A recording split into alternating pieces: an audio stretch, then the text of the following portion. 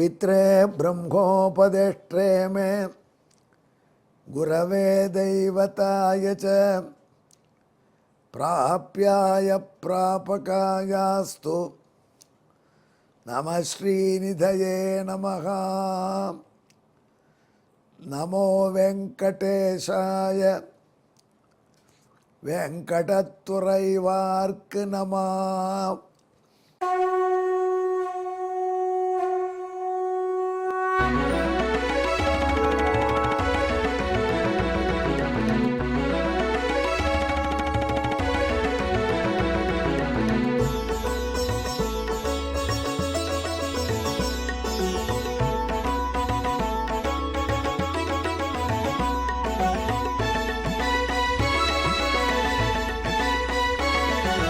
सहस्रनामं सहस्रनामं श्रीवेङ्कटेश सहस्रनामं सहस्रनामं सहस्रनामं श्रीवेङ्कटेश सहस्रनामम्।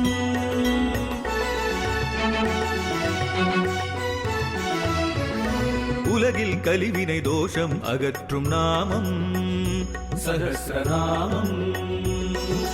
உயர்வுகளை வாழ்வில் அளிக்கும் நாமம் சஹஸ்ரநாமம். திருமலையில் தினம் அர்ச்சனை நடைபெறும் நாமம் சஹஸ்ரநாமம். திருவேங்கடனின் தரிசனம் காட்டும் நாமம் சஹஸ்ரநாமம். सहस्रनामं सहस्रनामं श्रीवेङ्कटेश सहस्रनामं सहस्रनामं सहस्रनामं श्रीवेङ्कटेश सहस्रनामम्।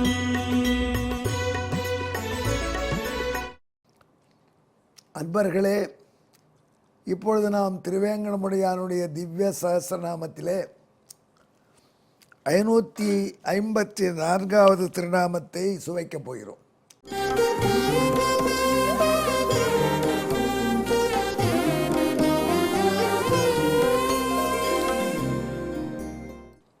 ஊரகம் என்று 108 திவ்ய தேசத்தில் ஒரு திவ்ய தேசம். ஊரகம் என்று அதற்கு ஏன் பெயர்? என்ன ஊர் எல்லா ஊரும் ஊர் தான். ஊரகம்னா என்ன? இல்லை சுவாமி, உரகம் உரக தேசம். அது உரகம் என்று பாம்புக்கு பெயர். அங்கே எம்பெருமான் பாம்பாக வடிவம் தருகிறான், ஆதிசேஷனாக. உரகமாக எம்பெருமான் இருக்கும் இடம் உரகம் என்று சமஸ்கிருதத்தில் பாம்புக்கு பெயர். உரசா கச்சதி, வயத்தால் தானே போகிறது, கால் கிடையாது. அப்படி ஊர்ந்து செய்கின்ற பாம்பு இருக்கே, அந்த வடிவத்தில் பகவான் அங்கே காட்சி தருகிறான். அதனால் எனக்கு உரகன் என்று பெயர். உரக எம்பெருமான் இருக்கும் ஊர் ஊரகம். அந்த அம்மா சொல்கிறாங்க பார்த்தீங்களா, பெருமை ரொட்டி சாப்பிட்டா அது ரொட்டி, கூடவே மசாவோட ரொட்டி சாப்பிட்டா அது ரோட்டி அப்படிங்கிறாங்க. அது மாதிரி உரகம் என்ற திவ்யத்தை ஊரகம் அப்படின்னா. அந்த ஊரகத்தா என்று திருமங்கையாழ்வார் பாடுகின்ற திருத்தலம். அந்த இடத்துல பாம்பாக தேவ எம்பெருமான் சேவை சாதிக்கிறார். அதே மாதிரி விசாகப்பட்டினத்துக்கு போனீர்களானால் ஒரு அற்புதமான சேவை. நரசிம்மமூர்த்தியாகவும் வராக மூர்த்தியாகவும் சேவை ஒரே சமயத்தில். வராக நரசிம்மன்.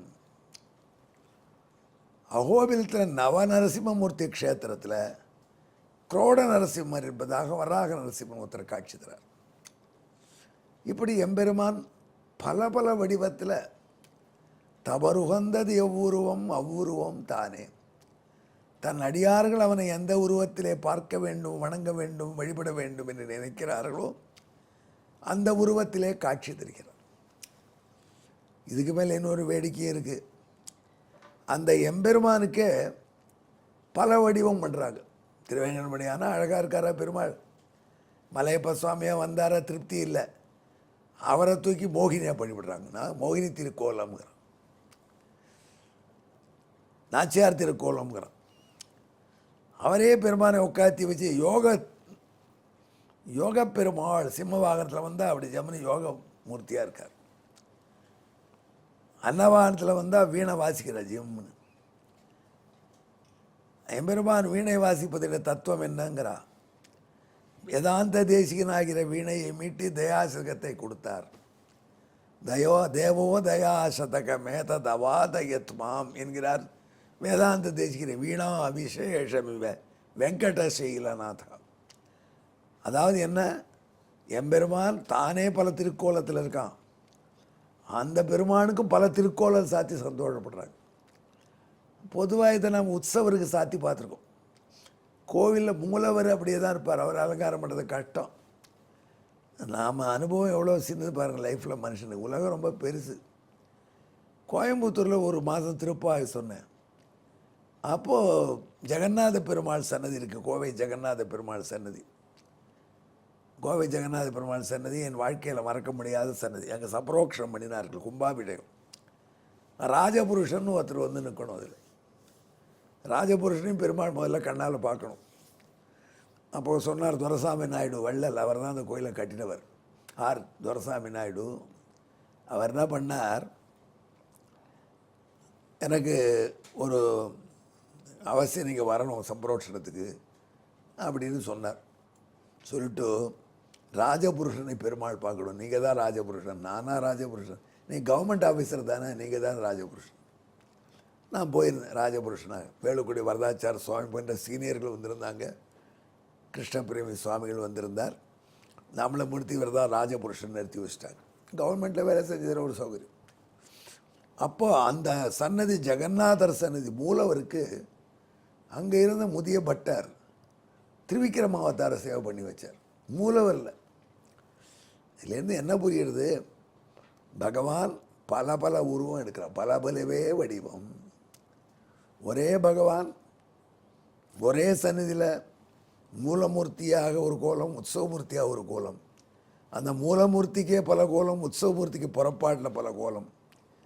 இப்படி பலவித வடிவங்களிலே காட்சி தருவதனால பகவானே நாரதர் அனந்த ரூபன்கிறார். கூடவே சிரிச்சுக்கிறார். எதுக்கு சிரிக்கிறேன் நாரதரேன்னு கேட்டார் வசிஷ்டர். எனக்கு காண்பிச்சானே 16,000 மனைவிகளோடு எப்படி கொடுத்தனம் நடத்துகிறான் இவன், அதை பார்க்கணும்னு இந்த முட்டாள் ஆசைப்பட்டேன் வசிஷ்டா. துவாரகையில் ஒரு நாள் கிருஷ்ணனுடன் செலவு செய்யணும் அப்படின்னு துவாரகைக்கு போனேன். என்னுடைய அனுஷ்டானத்தை முடிச்சுட்டு விடியற்கால சந்தியாவந்தனம் எழுந்து ஸ்நானம் பண்ணி சந்தியாவந்தனம் பண்ணி துவாரகையில் ஒரு அந்தப்புறத்தில் உள்ள ஒரு பங்களாவுக்கு போனேன். அங்கே கண்ணபிரான் திருமணிட்டு இருக்கான், குளிச்சுட்டு வந்து ஸ்நானம் பண்ணி. நாரதரே வாரம் அப்படின்னு உட்காத்தி வச்சு அவங்க முன்னாடி பேசினான். சரின்னு சொல்லி அடுத்த திருமாலைக்கு போனேன். நான் போய்ட்டுறேன் கிருஷ்ணா அப்படின்னு. அங்கே போனால் அங்கே கிருஷ்ணன் உட்காந்துருக்கான், வேதம் சொல்லிட்டு இருக்கான். எந்த இடத்துக்கு அத்தனை தேவிமார்களுக்கும் அத்தனை வடிவம் எடுத்துட்டு அவர்கள் கணவனாக அங்கே காட்சி தந்தான். நான் அரண்டு போயிட்டேன். அதனால தான் ஒன்று தெரிஞ்சுனா, இந்த எம்பெருமானுக்கு அனந்த ரூபன் என்கிற பெயர் தான் பொருத்தமான பெயர். வசிஷ்டர் சொன்னார், அவன் அனந்த ரூபந்தான். ராமாவதாரத்திலே அனந்த ரூபம் காட்டின கதை துளசிதாஸ் சொல்லியிருக்கார், கருணாகரன் சொல்லி கேட்டிருக்கீங்களே. கோடிக்கணக்கான வானரங்களுக்கு கோடிக்கணக்கான ராம வடிவம் எடுத்து அவர்களை குசல பிரஷ்னம் பண்ணினாங்கிறாங்களே. அதெல்லாம் வடிவம் அனந்த ரூபன் ஒரே சமயத்தில்.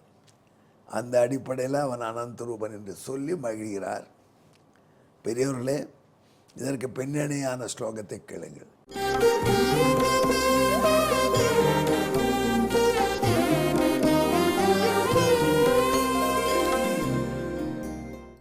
உரகாதிபதி சன்னோ தேவ காஞ்சாம் வராக சிம்ஹஸ்ச சிம்ஹாச்சலமுக தேசா வாசோ நாம்னாப்யனந்த ரூபோசோ. அன்பர்களே, இந்த பின்னணி ஸ்லோகத்துக்கு ஈக்குவலண்டான பின்னணி தமிழ் பாசுரம் கேளுங்கள். உரகனாக பன்றி அரியாக, பன்றியாக அரியாக பன்றி அரியாக அனந்தன் ஆனான் அனந்த ரூபன். அதனால் அனந்தரூபன் என்ற பெயரை பெற்றானாமே. இந்த பாட்டில் ரெண்டுத்துலேயும் ஸ்லோகத்திலையும் நாரதருக்கு அனந்தரூபனாக அவன் காட்சியை தந்ததை நாம் எழுதலை. ஏன் எழுதலைன்னா, நாரதர் என்கிட்ட சொன்னார், அந்த பாக்கியம் எனக்கு தான் கிடச்சிது, ரகசியத்தை போட்டு உடைக்காதேன்னார். நாரதர் சொன்னப்புறம் நாம் சொல்லலாமா? அதுக்காக மாட்டேன்னு விட்டேன். அப்படி ஸ்லோகத்தை லிமிட் பண்ணி எழுதினேன். ஆனால் உபன்யாசம் பண்ணுறச்சே வந்துடுத்து வாயில். திருவேங்கடம் சிரிக்கிறான், ஏண்டா நீ என்ன சொல்லணும்னு நீயா தீர்மானிக்கிற, நீ நாரதர் இல்லை, நான் தீர்மானிக்கிறேன். அதனால் பகவான் நாரதருக்கு அனுகிரகம் பண்ணால் பல வடிவப்படுத்தினான். நண்பர்களே, நமக்கு கூட அனுகிரகம் பண்ணால் பல வடிவடிக்கிறான். நமக்கு தான் தெரியலை. எவ்வளோ வடிவங்கள் எடுத்து பகவான் நம்மை அனுகிரகிச்சிருக்கான்னு நமக்கு தெரியாது. போய் நிற்கிறோம், ரொம்ப க்யூவில் கஷ்டமாக இருக்கே, நாம் எப்படி பெருமாளை போய் தரிசனம் பண்ணுறது அப்படின்னு ரொம்ப கஷ்டப்பட்டுட்டு இருந்தான். அப்போது வெளியில் ஒருத்தர் வந்தார், சுவாமி கல்யாண உற்சவம் செய்யிக்க வரையலான்னார். என்னத்துக்கு? நாங்கள் டிக்கெட்டு வாங்கியிருக்கோம் கல்யாண உற்சவத்துக்கு, ஆனால் எதிர்பார்த்த அளவு எங்கள் ஆள் வரல.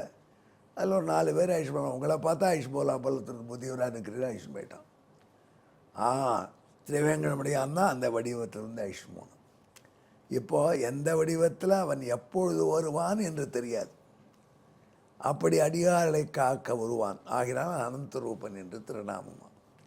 எங்கே என்னுடன் கலந்து ஜெபியுங்கள். அனந்தரூபாய நமஹா, நமோ வெங்கடேஷாய, வெங்கடத்துறைவார்க்கு நம. நன்றி, வணக்கம்.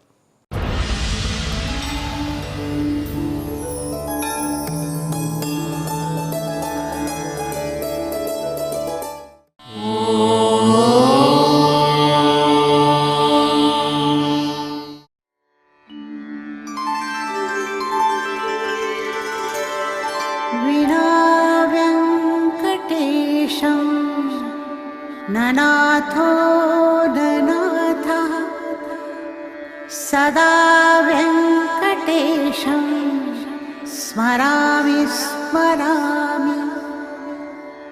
हरे वेङ्कटेश प्रसीद प्रसीद,